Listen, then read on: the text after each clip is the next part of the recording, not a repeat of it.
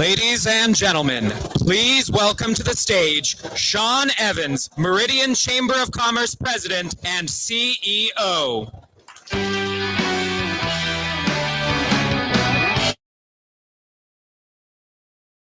Good afternoon, everyone.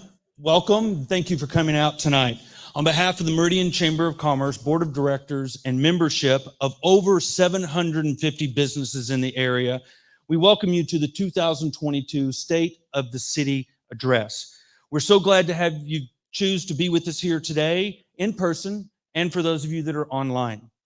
Meridian Chamber of Commerce is very proud to bring you once again the annual message of Mayor Robert Simonson.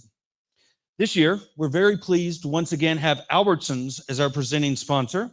This program, just like many chamber events, would not be possible if not for the support of our many supporting sponsors. Thank you for your generous support to continue to make this program available to the public and provide scholarships as a part of this event. Joining us today is our local city council members, Council President Brad Hoagland, Treg Burnt, Joe Borton, Luke Kavanagh, Jessica Parole, and Liz Strader. Thank you all for coming.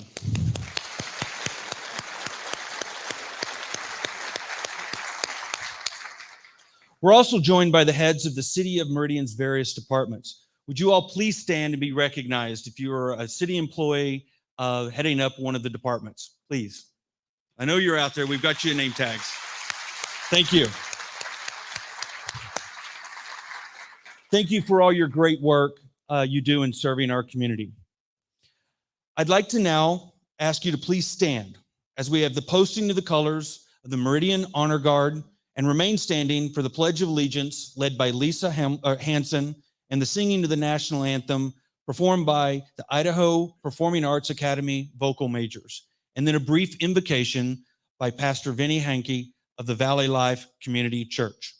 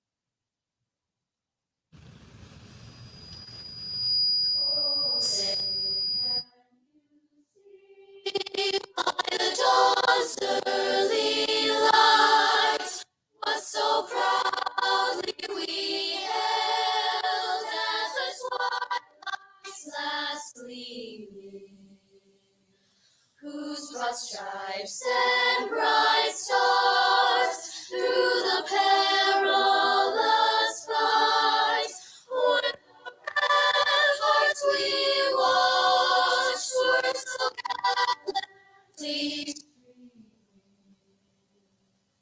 and the rockets had glared, the bombs bursting in air, gave proof the night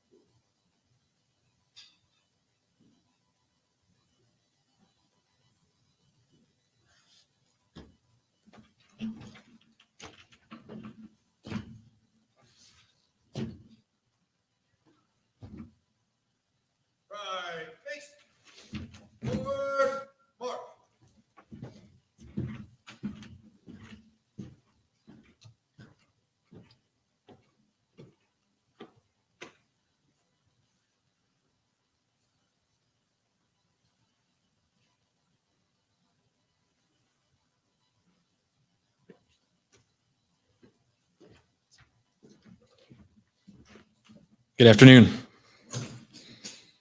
The prophet Jeremiah in chapter 29, verse 7 reads this: "Seek the welfare of the city where I have sent you.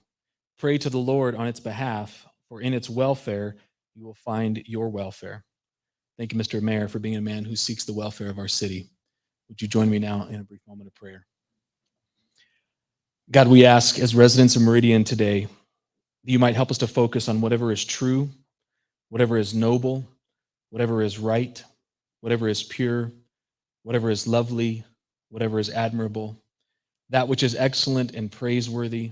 May we pursue such things as residents of the city. Help us to be people who see one another as neighbors and seek to serve one another in love. We ask your blessing and protection upon all those who serve our city, those in the conference rooms, the classrooms, the emergency rooms, and the squad rooms. You are the God of peace, and we ask now that you would be with us all. In the name of Jesus Christ, I ask these things. Amen.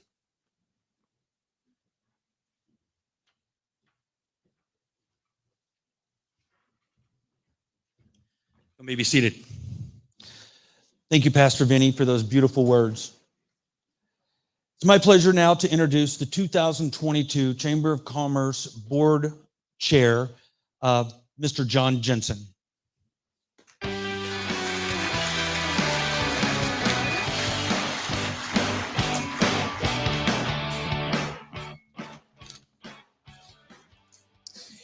It's my pleasure to introduce the speaker for our presenting sponsor today. But first, please enjoy a brief history of Albertsons.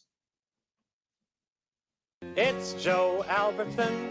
At Albertsons, our local pride runs deep, back to 1939, when a guy named Joe built the first store in Boise, Idaho, with a commitment to giving his community a special kind of grocer. Today, we're as committed to Joe Albertson's vision as when we first opened our doors, to giving back to the people of Idaho, enhancing our community, and helping make this place special, today and for generations to come. Albertsons, your neighbor since 1939.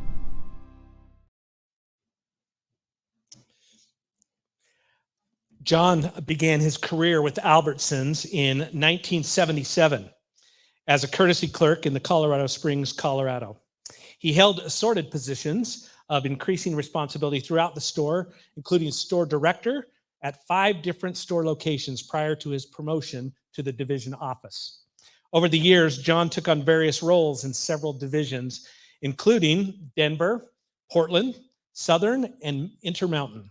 His functions included district manager, grocery sales manager, division vice president of marketing and merchandising, and corporate vice president of grocery sales. Most recently, John was senior vice president of marketing and merchandising for the Denver division, before being chosen for his current position of division president of the Intermountain division in October of 2017. It's my pleasure to please welcome Mr. John Colgrove.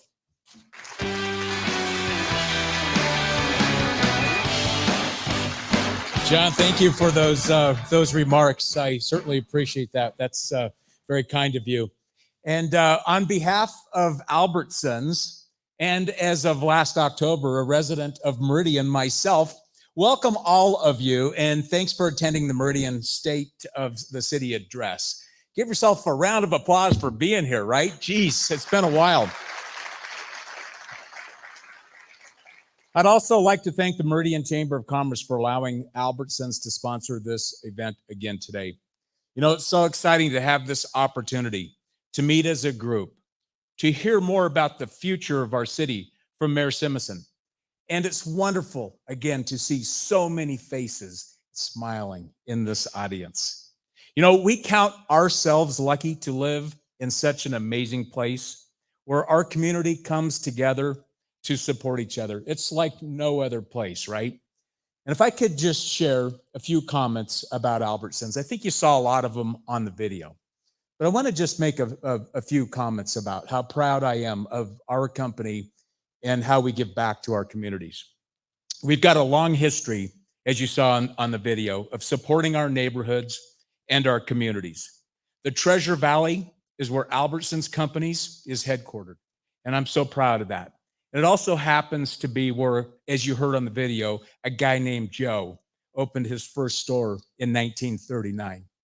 And 83 years later, 2,300 stores strong, we've never forgotten our roots, and we continue to carry on so many of Joe's rich traditions. One is to ensure our customers have access to the resources they need to support their families. Another one is to always give back to the communities where our customers and associates live and work. You see, Joe knew that in order to have a successful business, you had to have a thriving community.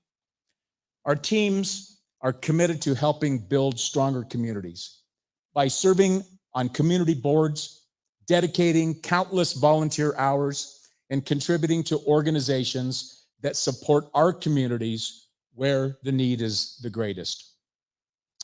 And as our city continues to grow, Albertsons is growing along with it. At last year's State of the City address, we were thrilled to announce the addition of our 4th store in Meridian. And today, we're even more excited to share that new store in South Meridian on the corner of Eagle and Amity will be opening in late July. Right now, we're looking for July 23rd, grand opening date. Thank you. And as you know, it takes a lot of work to build a store like that, and it takes a lot of community support. So those of you that were involved in helping us with that, securing permits, getting everything going so we could get that beautiful store built, thank you so much for helping us with that. We'll begin stocking that store in a couple of weeks. We've already started our search for friendly associates, and we're ready to get going. And he's not here today. I was hoping to point him out. I think he's actually at a hiring event, but Tom Klenerick will be our store director at that store. And I was going to have Tom stand up and say hello, but I think he's out hiring some friendly associates. So I'll jump on with what's more important. Why are we here today? We are here to listen to the State of the Union or State of the City address. And it's my pleasure to introduce the mayor of this wonderful city of Meridian, Mayor Robert Simonson. Mayor Simonson was born and raised here in Idaho. And during his time in Meridian, he's been very instrumental in several strategic efforts with the city, and he's an active member in our community. With his passion for public service, his experience in transportation, and countless projects for Meridian, he looks forward to helping our city and communities tackle current and future needs. He's joined today at the front table here by his daughter Natalie, his son Ryan, and his in-laws. Please join me in welcoming to the stage the mayor of Meridian, Robert Simonson. Robert, come on up here.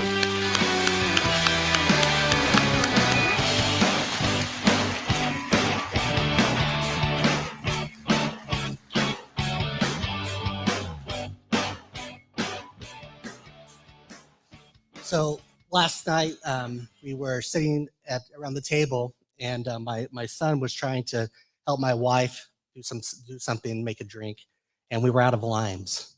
So luckily, we now know that around July 23rd, Ryan can just run down to the street, because that Albertsons is only going to be about 4 blocks from our house, and we will be well supplied moving forward. So thank you. Appreciate those kind remarks, John, and thank you, Sean, in the chamber. I also want to welcome everyone and say good afternoon. It is such a pleasure to stand here today before a great crowd comprised of the Meridian business community, City of Meridian employees, and our residents and leaders throughout the Treasure Valley, both those in person and those watching from afar. We're going to speak about the state of Meridian. As cities, states, and a nation, we have challenges that we are all facing. Labor and material shortages are happening. Inflation is impacting nearly every sector of our economy, and some might question what the future holds. Elections and the expansive list of issues around them are dividing us, making it challenging to find commonality among our neighbors, coworkers, and families. In Meridian, despite these challenges, we continue to move forward and create our own future. Our companies and entrepreneurs are flourishing as our state and local business environment promotes opportunity for prosperity, bringing job growth to our community. In Meridian, we are committed to investing in needed infrastructure to enhance our quality of life and supporting public safety, protect our general welfare and civil liberties. We are finding the unity that exists and building upon those things which bind us together rather than tears us apart. That is why the state of Meridian is strong. We remain debt-free using a save before we spend approach. It starts with being conservative with our revenue estimates and making sure we don't grow at a rate faster than our revenues grow. We have a great team of employees and volunteers, from those that serve at the front counter to those who patrol the streets or work behind the scenes. They are all making it happen for our residents and our businesses.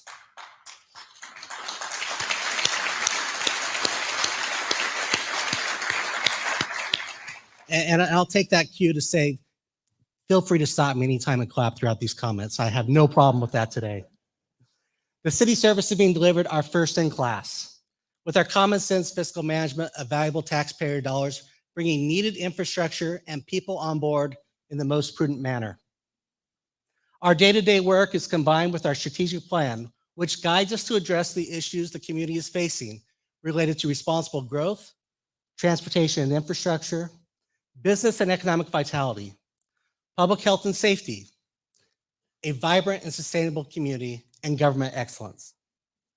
This is what we are focused on to meet our vision to be the West's premier community in which to live, work, and raise a family. An important part of the team is our 6 city council members.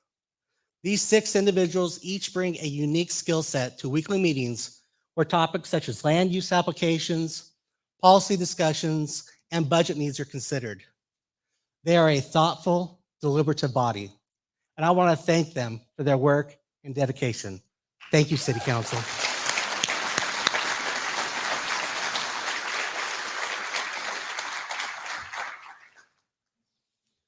With our population increasing, our process for electing them is also evolving.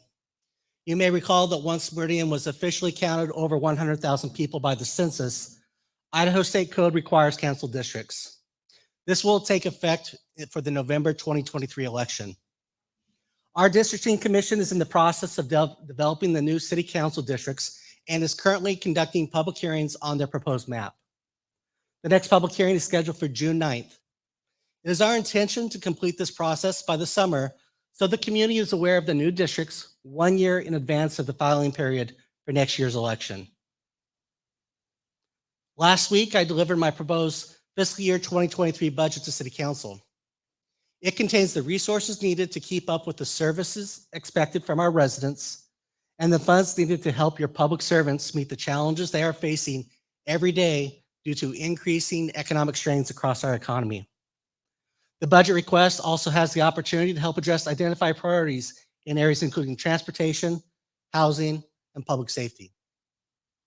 The budget contains over 50 new employees as we prepare to open 2 new fire stations and a police precinct, meet our water and sewer delivery needs, and provide the needed support staff to meet these growing demands. It is ambitious, yet balanced.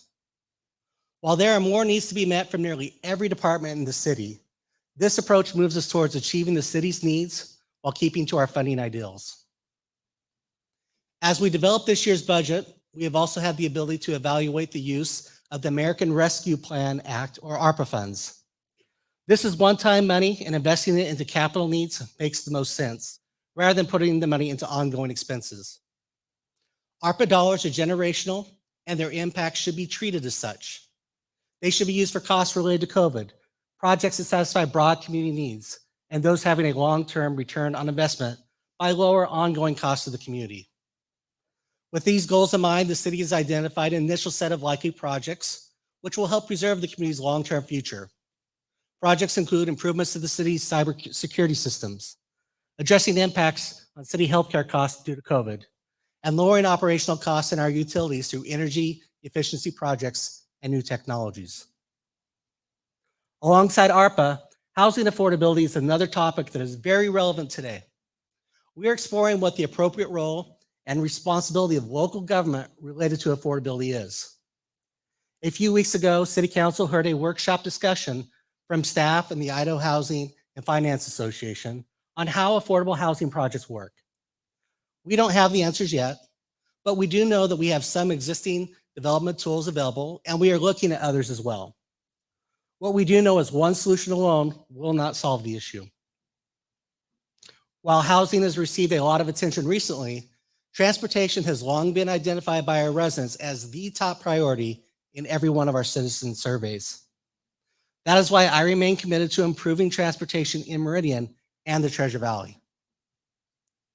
We continue to see progress as our development and agency partners work to deliver projects in the community. During the last year, we have seen interim intersections in the Northwest around Owyhee High School, improvements to Eagle Road from Victory to Amity, and there's work being done on Lake Hazel to create a needed safe connection to Discovery Park. Moving forward, we expect the last segment of Chinden to be expanded from Locust Grove to Meridian, and Locust Grove to be widened from Overland to Victory in the south. Additionally, Linder Road Overpass remains the top roadway need in Meridian. Local partners have identified a return on investment that will keep costs of services low as travel times is reduced. A similar ROI is found by West Ada School Districts and its busing contractor through its operations. Linder Road Overpass will also bring properties north of the interstate, including Peregrine Elementary School, into the 5-minute emergency response time. Without Linder Road Overpass, this is currently not possible unless we build another fire station not yet currently planned. And it will also give time and gas back to residents and businesses who wish to avoid the interchanges of Meridian Road and 10 Mile, which are experiencing traffic congestion. I'm happy to say design is underway on Linder, and now we need to press forward to fund the construction of this important road connection.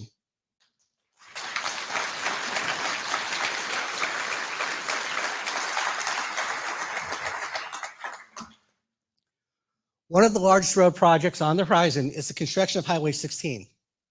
This will connect Interstate 84 to the current Highway 16 terminus at Chinden. This section of highway will provide enhanced north-south travel and better access for those living along this corridor. I want to say thank you to ITD for working with ACHD on a plan to improve the local road connections where Highway 16 will intersect the local road network. This will be a win for all members of the public who travel this corridor. Another project currently underway is the additional lane on Eagle Road headed south from River Valley to complete the connection of a third way all the way to the interstate.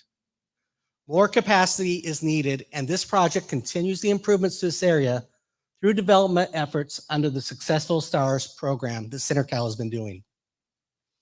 However, capacity improvements aren't the only need for Eagle Road. We also need a safer road. A road that doesn't feel like a racetrack as people are accessing critical healthcare services and local businesses.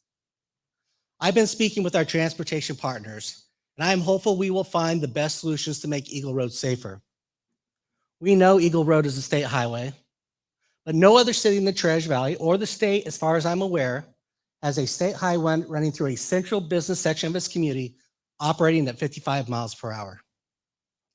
Could you envision speeds racing through Weiser, Payette, McCall, Donnelly? Highway 55 already slows down in Marsing, Nampa, and when you drop down the hill into Eagle. Why must this road be driven at 55 miles per hour in Meridian when it has the busiest intersections in the state with the highest traffic volume? It doesn't need to be, nor is it possible during most times of the day. Eagle Road will soon be resurfaced, which will impact road operations. Our partners need to consider whether the speed limit or access points need to change as well. Maybe variable speed zones, changes to signal timing, or added traffic signage solutions are necessary for some combination of all of them. Regardless, now is the time to make safety improvements to Eagle Road corridor. I'm asking the business community and our transportation partners to engage on finding meaningful, long-term solutions that will make Eagle Road easier and safer for all who travel it.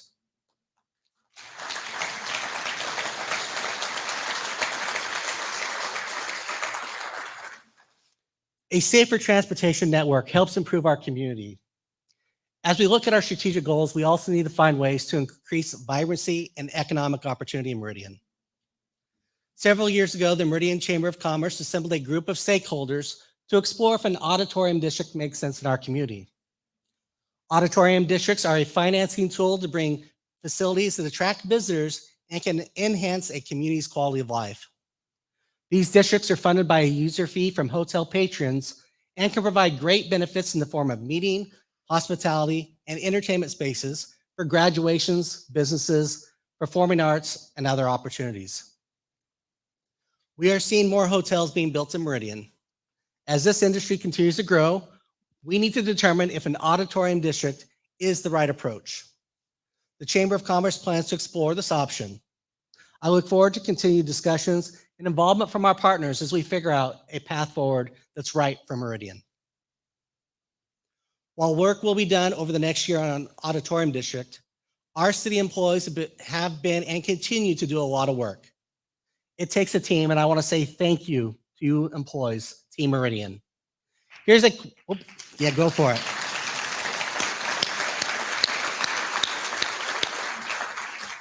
Here's a quick look at some of the hard work and their accomplishments from this last year.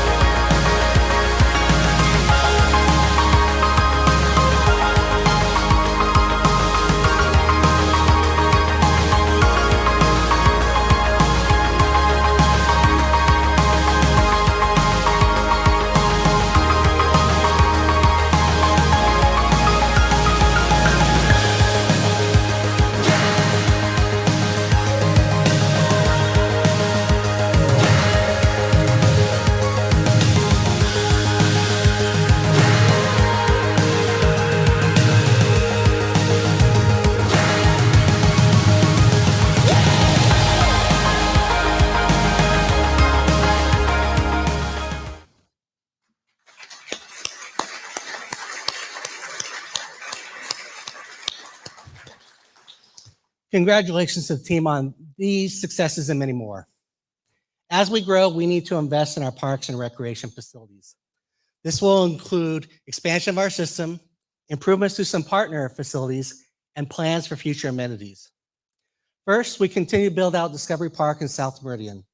Phase 2 is currently under construction and will add 40 acres to the already 27 acres of this regional park. The second phase will take about 18 to 24 months to complete and include great amenities such as a tennis, pickleball, pump track, and lighted softball fields. These additions will add to the variety of Discovery Park to meet the expectations of our residents. Additionally, our pathways continue to expand as we have about 1/3 of our master system developed. Whether expansion occurs by the city or via private development that gets built, our residents greatly value this amenity. Looking ahead and working with our development partners, we will continue to connect our community gathering spots using our pathway network. Now, last year I spoke about the partnership with the Western Native Recreation District for Lakeview Golf Club. I'm happy to say that work is underway making general improvements to the course, core features like tee boxes, and soon necessary irrigation improvements. Updating these fundamental elements will allow more time and energy to be placed on other operational needs of the course. There will be some interruption to play on the course this summer, but I think the minor inconvenience for a few rounds will be well worth it in the end. Working with Ward, we are also transitioning the operation of the Story Park pool to the city. We have been addressing some needed safety and mechanical improvements to the pool. Unfortunately, one of the diving boards is out of the commission for the season. Sorry, Councilman Hoagland, but due to supply chain issues. However, there have been upgrades to the filtration and cleaning systems, ADA improvements, and some general TLC. Through our partnership with Ward, we are focused on reducing the property tax burden on Meridian residents by eliminating the separate taxing district. This is a multi-year plan to allow the transfer to occur in collaboration so it's not impact either of our existing services. I want to thank Board Chair Sean Wardle and the other members of Ward for working together to make this happen.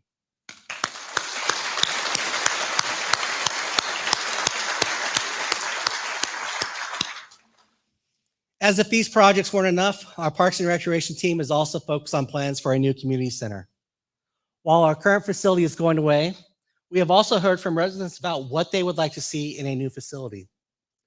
Whether for classes, meetings, or a variety of activities, we will need space that allows us to deliver the premier services people are looking for. We are wrapping up our space study to help evaluate what makes sense so that we can begin design in 2023 and plan for construction the following year.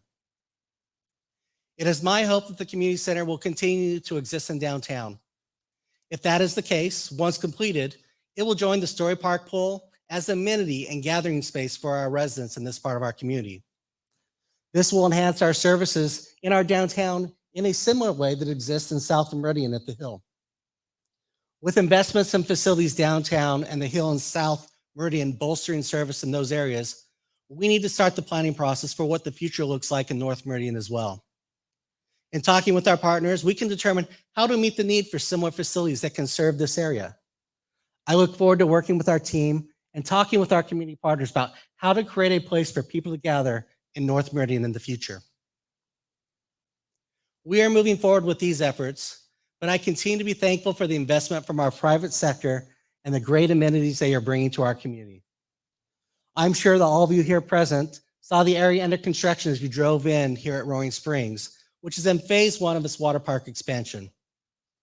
This expansion includes an action river, a new activity pool, a play structure for young kids with a surrounding pool, and lots of new seating areas. I generally appreciate the private investment by owners who are committed to the success of this facility and our community.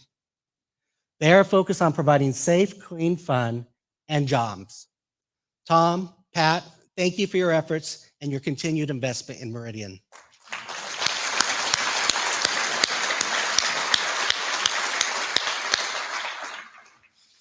Joining them this year, we expect to see Topgolf open their doors as well.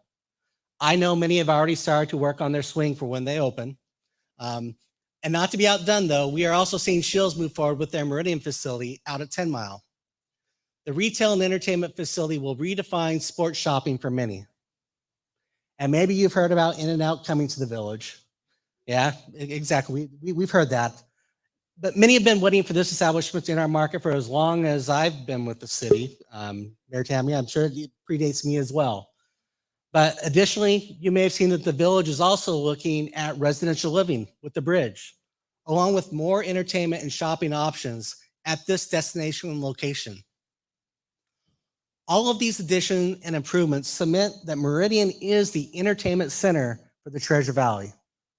Whether it's food, shopping, or entertainment, businesses know that Meridian is where you want to be for your family-friendly operations. The community is growing, and people are asking for more opportunities to shop, dine, and play. These are all major investments in our community, and I know we will happily welcome them as they open their doors in Meridian. And you never know what may be next, but you won't hear it from me. Now, I've just been talking about the family fund in Meridian. With this and other investments comes jobs. We're seeing better paying family wage jobs coming to and expanding and staying in Meridian. In 2021, we had over 4,900 jobs created, with over 1,000 in our targeted industries of advanced manufacturing, IT, professional services, and healthcare. The average wage of jobs in Meridian is also increasing. We have seen new companies call Meridian home in the last few years, such as JST Manufacturing and AmeriCorps. We have seen companies expand like Cincy, In Time Tech, and Keller Engineers. And we have seen companies decide to stay in Meridian, such as ESI and Power Engineers, as they move and consolidate their operations into facilities to meet their growing demands. These businesses are here for a reason, and they are choosing to stay here. With a favorable business environment and a central location, Meridian is and will continue to be the destination location for businesses to call home.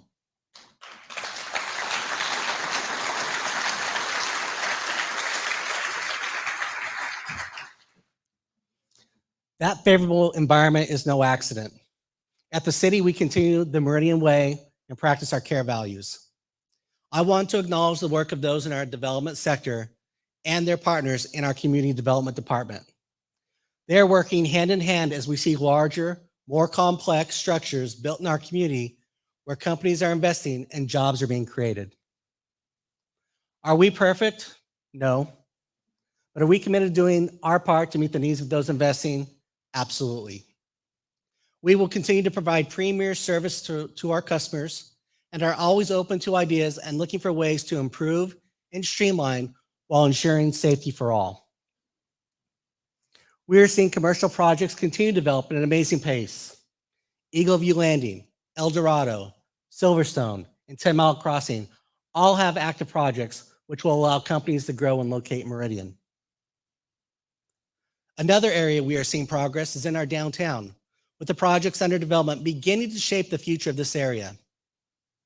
Last fall, the first ever State of Downtown was held and included over 100 business reps and stakeholders to share information about the current state and future of our downtown. Since that meeting, there has been a large focus on plans for the Civic Block, which will continue the transformation of downtown with residential and commercial uses. In addition to the redevelopment, this project will also include the creation of a Festival Street along 2nd, which will help bring new opportunities to our downtown. While there's still details to be discussed and finalized, this project keeps the momentum we have seen with the Keller building being completed, Old Town Lofts making great progress with plans to open in the coming months, and Union 93 really taking shape.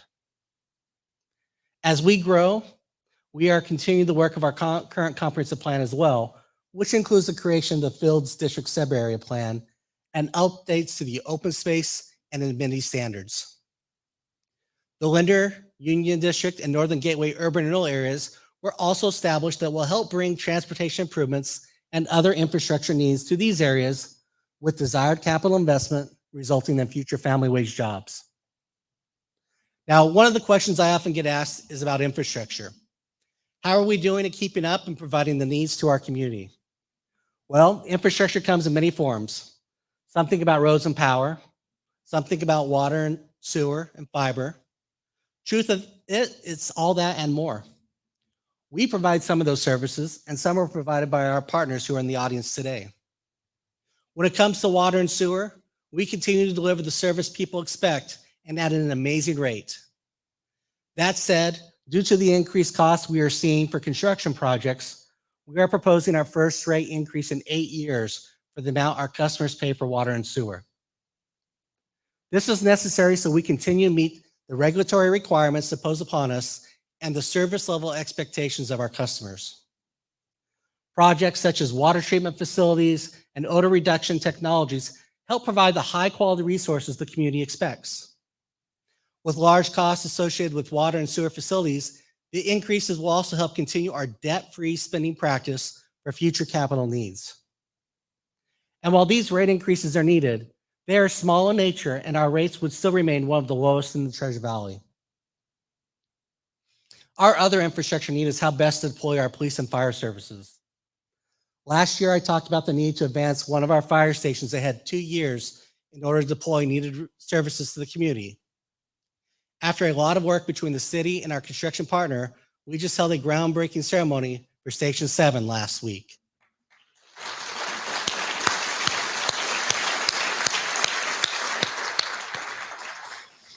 As I just mentioned in our water and sewer, we know that things are costing more and taking longer to build.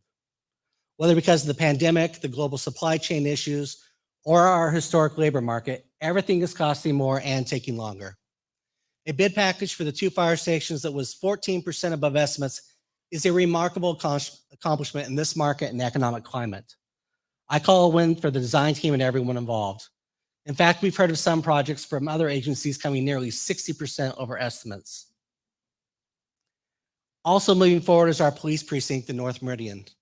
The Meridian Police Department is growing just like our city, and having a second location will provide more convenience for residents, additional space for our teams, and reduced windshield time for our officers, which keeps people deployed in this section of Meridian. Less time driving back to headquarters means we can spend more time in neighborhoods doing what the men and women in the department do best, community policing.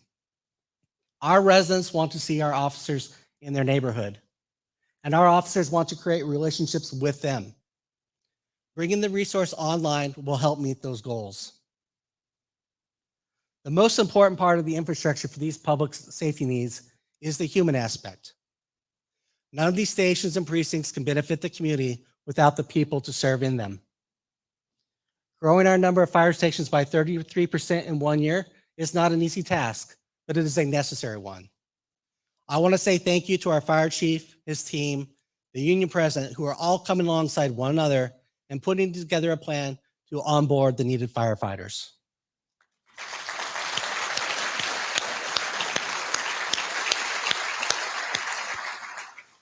And this would not be possible without the Rural Fire District continuing their tradition of partnering with the City of Meridian. With the Rural's fire help, with funding for additional personnel, we were able to advance one of the stations by 2 years, as was mentioned. We greatly appreciate their collaboration, so please join me in saying thank you to them as well.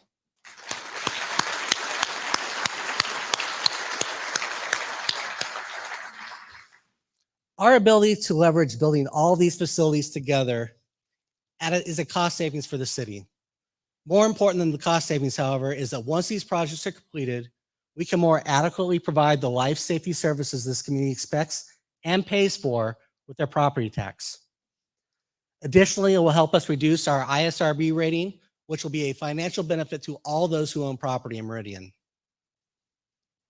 While these public safety needs are moving forward at the city, our local government partners are also bringing forward projects in Meridian. This past year, we celebrated the opening of a driver's license office in Meridian, making it easier for those in Western Ada County to access this service. Ada County also started construction on a new coroner facility. We are also having conversations with the Ada County paramedics about how we can reduce the response time in Meridian for medical transport of residents in need. Co-locating paramedics in one or more of our fire stations is a great way to reduce the response time and save them building costs, and we look forward to ongoing conversations with them on this topic. Another one of our important community partners, Ada County Highway District, plans to construct a new operations yard on Ustick, which will bring quicker snow plow and street maintenance deployment to Meridian. So, how do we all pay for these infrastructure needs? In Meridian, we have long used impact fees to help pay for police, fire, and park facilities. ACHD also uses impact fees for their expansion of roadways. However, this is not something that the county has utilized, and they are now exploring that option and asking the cities to be their partners in this process. As a city, we and our residents have said growth should pay for growth. If that is true for our services, we need to support our local government partners who also have that tool when they bring it forward. We know an expansion of the Ada County Jail, a facility that every city uses, is needed. and the county is proposing to charge impact fees for these types of facilities. The city of Meridian needs to support this approach if the services demanded by growth are going to get funded by growth. Now, not every local government entity has access to impact fees. Libraries and schools are excluded from using impact fees, and they rely upon bonds and levies for their capital needs. In 2019, voters approved a levy for the Meridian Library District to make improvements to existing facilities and build 2 new libraries in our community. These projects continue to move forward. The Orchard Park branch has been under construction for the last several months, and we are hoping to see the project completed this December so they can increase space and provide another location for the community to access their services. In South Meridian, work continues to find a way to get this project moving forward. Due in part to the challenges that come during the recent years with increased costs, the Meridian Library District is working in partnership with the development community to find a better alternative. I'm confident they will find a way to deliver on their commitment to their patrons. These projects come after the Meridian Library District was able to relaunch Unbound to the community in our downtown, showcasing that the library is so much more than books. This makerspace is where innovation meets imagination. If you have an idea, they have a way to help you turn that idea into something real. With 3D printers, laser cutters, and a sound studio, there is so much to explore. In fact, later this year, I'll be launching the My Meridian podcast using this amazing facility. You can look for that to hit all your favorite podcast sites this fall. Sure.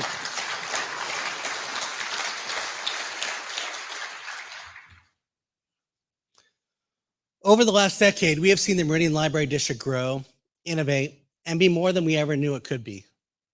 I know it takes a team, and it has. Teams do have leaders, and there's one person who I think has been the catalyst to this team, their past executive director, Gretchen Casarati.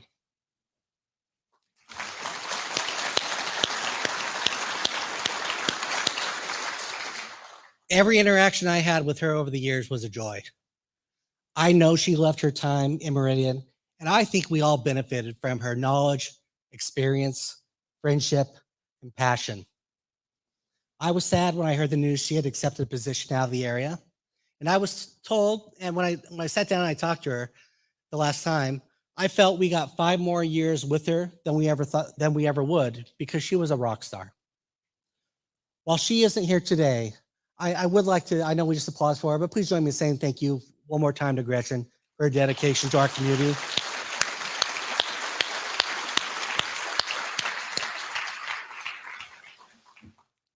So I'm choosing to believe that Gretchen accepted that offer outside the area to grow her career and help improve life for her and her family. But I wouldn't have blamed her if she chose to leave because of the views expressed by some in our community, views which were further flamed by some members of the Idaho legislature during this last year towards librarians. Now, I understand having disagreements with people and advocating for change if you don't like the way things are being done or decisions that are being made. I don't understand the approach that the House took on this issue, though. What they did is disappointing, and it's not the Idaho I grew up in. We used to find ways to work together, to welcome new ideas, to discuss and vet the merits of them. Republicans and Democrats could talk together on the fence line or in the coffee shop and pray together on Sunday. Disagreements happened, and we understood we would work it out. I want to encourage people coming to Idaho to get to know what has made us special. The rugged individualism balanced with the expectation that we help one out in times of need, that we are courteous and nice. You've chosen to come to Idaho for a reason. It is not what you left. It has taken generations and decades for Idaho to become the special place. Let's be sure we are not destroying what has made us who we are or letting the last 2 years define us.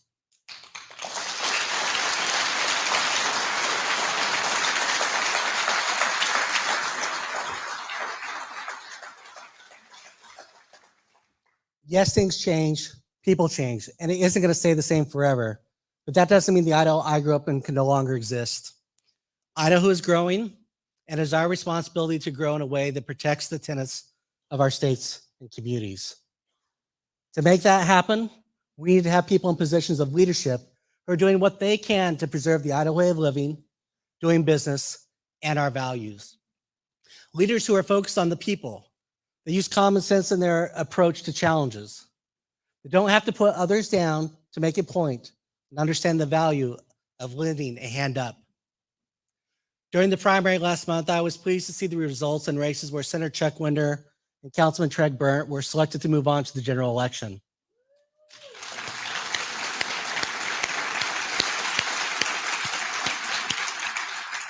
Now, I've had my disagreements with both of them, sometimes a little spirited, but I've worked it out with them. Regardless, what I know is that people like them in leadership positions in our community and our state are needed. And I am optimistic with their help, we can return to the Idaho way. As we are discussing our legislative partners, I also want to take a moment and talk about our schools.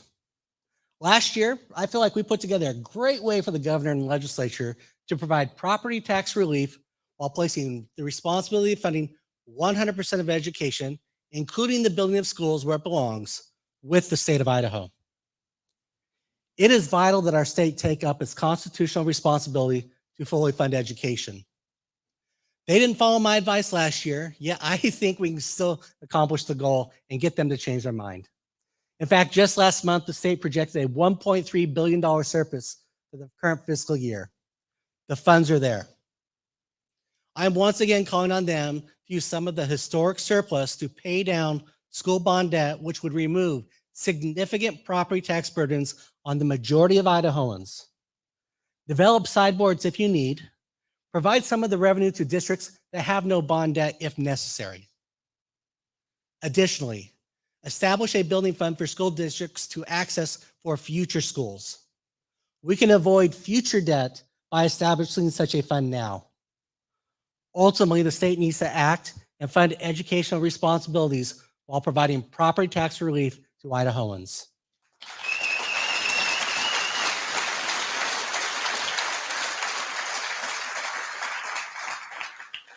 If the governor and the legislature aren't interested in this approach, then we need to ask them to share their ideas and bring forward a proposal to fully fund our schools. As citizens of Idaho, we need to advocate for solutions and find ways for revenue from growth to fund school facilities that are needed because of growth. Impact fees may be part of the solution, but they only work in areas with high growth rates of our state, and not everyone is experiencing the same growth rate that we are. The state needs to invest growth revenue in new schools and give local control to communities in a way so they can meet their needs without passing bonds on property taxes. I remain committed to working with our local legislators, the governor, and others to find realistic solutions to these issues.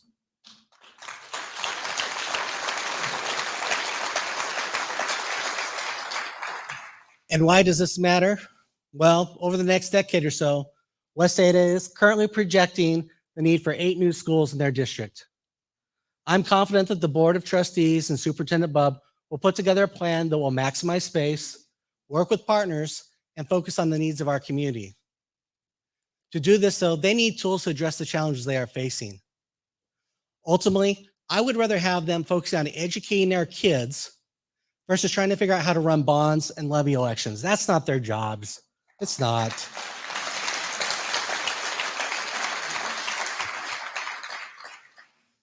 Despite that, this last year, we did see some great new facilities open in the West Ada School District, which include the last piece of Meridian High School's renovation with the auditorium and the opening of the Idaho Fine Arts Academy over at their complex there next to the district headquarters.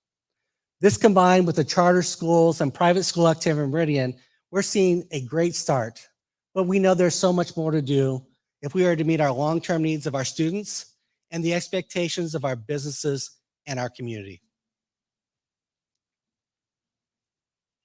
Speaking of students, the events of Texas last week were horrific, and my heart goes out to the grieving families. As a parent, the thought of this is unimaginable. We send our children to school every day to learn and grow, but more and more they're being put in a position to be aware of the violence that can exist. Safety is our number one priority in Meridian, and work is being done with our law enforcement and the school district to help stem potential acts of violence. But we need to do more now. In order to keep all of our students as safe as possible, I'm proposing we hire 6 school resource officers for assignment to West Ada Elementary Schools in Meridian. This will be a dedicated SRO program for our elementary schools. These additional officers will allow our current SROs to stay focused on their efforts in high schools and middle schools while bringing needed resources for our most vulnerable youth.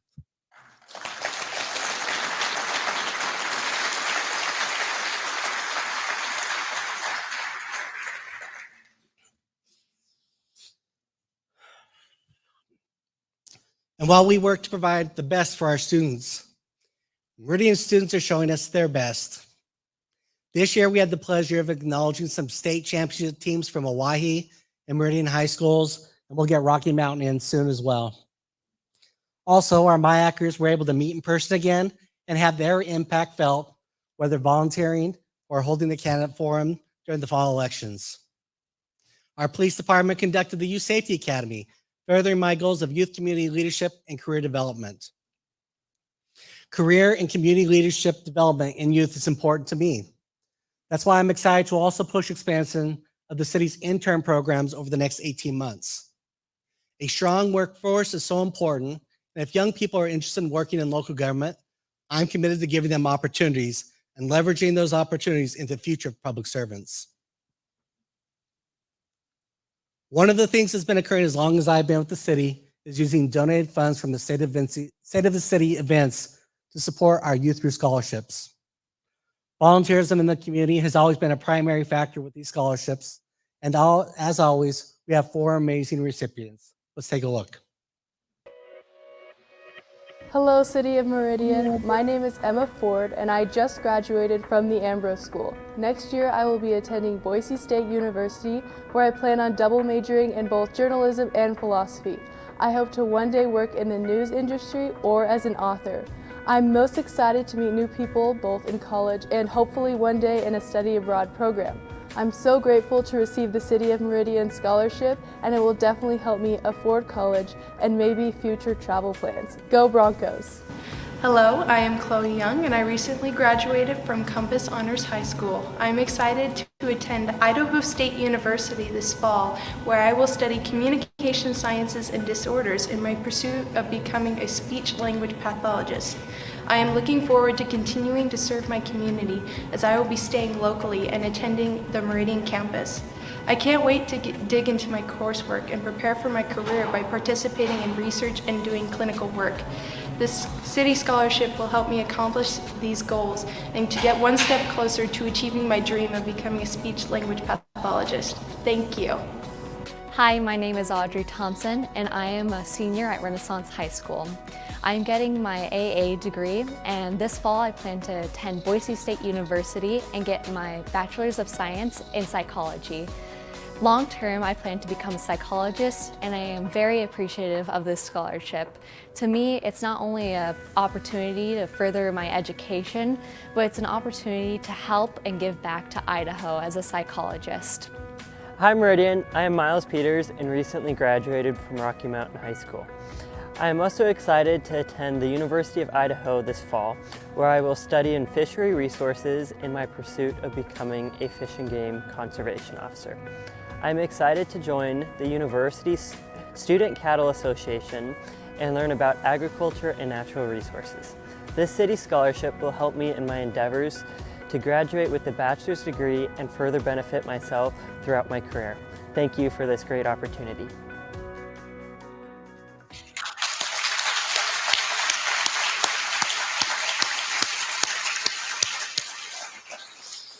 Congratulations to Emma, Chloe, Audrey, and Miles. I look forward to following your lives to see the amazing things that you will do.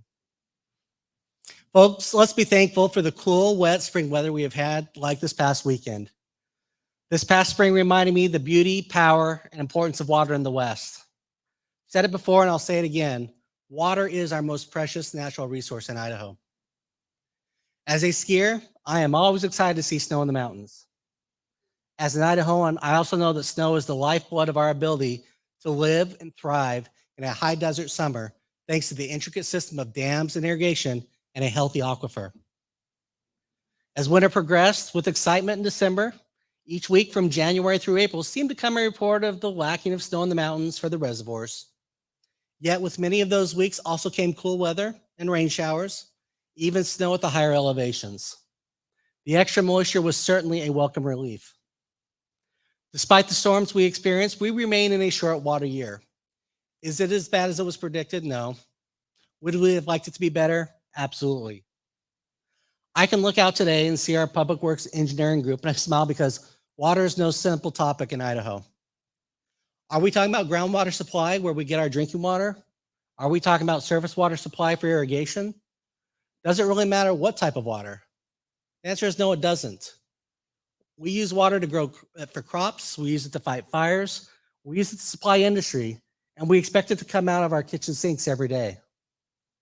So I can stand here confidently today and tell you that the groundwater supply that Meridian uses to provide drinking water is healthy for the long-term future. However, I cannot tell you the same for this year's surface water, which is used for our farmland and irrigating lawns and landscapes. To be healthy in the Treasure Valley for generations to come, we need to be prudent with our water, no matter where it comes from and what its purpose is. Being water wise starts with following guidance from our water suppliers, whether it's the irrigation district, canal companies, city, or homeowners association. I encourage you to follow watering schedules and rotations that your subdivisions have implemented. If you don't know what I'm talking about, reach out to your HOA and ask. And if your HOA doesn't have one, work with them to help set one up. Inside your home, make sure you're taking simple steps to conserve, such as putting in low flow devices and not leaving the water running when not in use. If we all use a little less water and spread out when we use it, the more we can thrive this year and leave a legacy of smart use for future years and generations. Speaking of legacy and impacts on generations, let's talk about the Mayor's Legacy Award winner. This year's recipient has deep roots in our community, where he relied upon water to grow crops on his farm in our community. But was the role he played for 50 years as a different kind of farmer and user of water, where he has developed a legacy in Meridian that will continue to be felt for generations. As a pastor, he made his mark on our community, never seeking the spotlight, by advocating for what was right.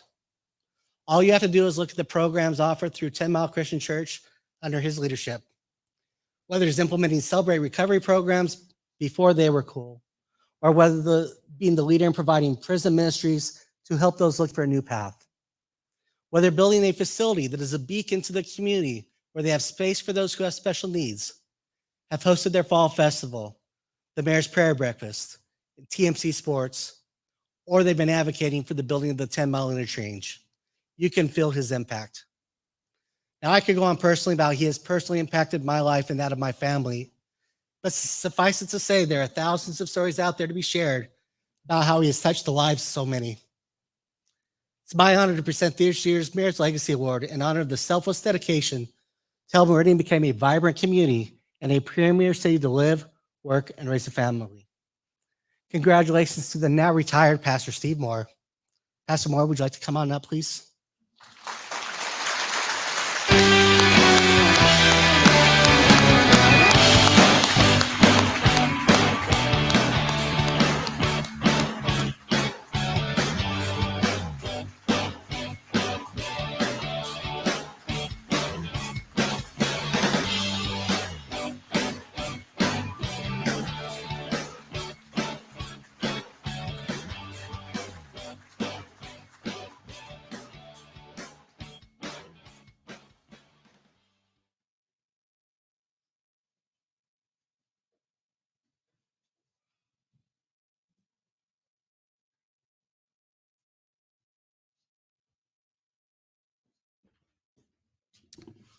It's a dangerous thing to give a preacher a microphone. But I tell you, 50 years here, when my wife and I came here in 1972, there was about 4,500 people in a community. But what we found was a community with a heart. And that's what we still have. And it's just been an amazing, amazing experience.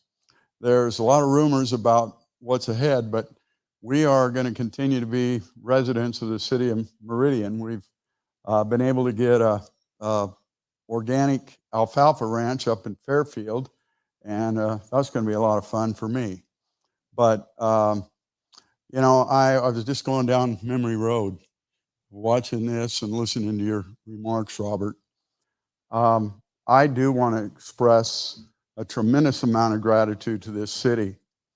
I was just telling the story this last week of how the city got behind us at our very first. We've relocated twice over the years and added onto our buildings a number of times. Always, the city of Meridian has been our partner in this. And in fact, that story in 1978, it'd take too long to tell, but helping us just go through the process of expanding our facility. This is an amazing place for Bethine and I to have lived and spent our life. And we just are grateful for what we've been a part of, the partnerships we have, the people we know. It's truly, truly our home. And I would be remiss if I didn't particularly single out my wife. That's always been by my side and just behind a lot of crazy ideas I've had. So thank you to this community. Thank you, Mayor. Grateful, just humbled by this.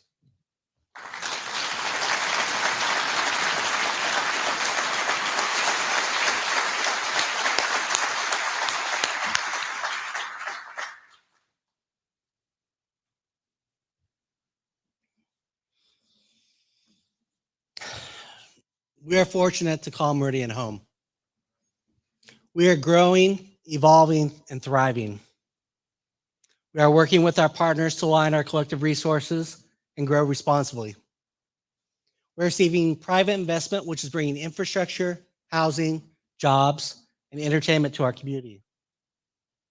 As your mayor, I'm committed to addressing the challenges we face, encouraging innovation within the city, and will stay focused on the fundamental services we provide. As a leader in the community, I will continue to advocate for our infrastructure and state policy needs to get us closer to being the premier community in which to live, work, and raise a family. As an Idahoan, I will do my part and encourage others to do their part to find commonality with one another so we can keep Meridian and Idaho what we all know and love. Thank you for the opportunity to serve this wonderful community, and God bless.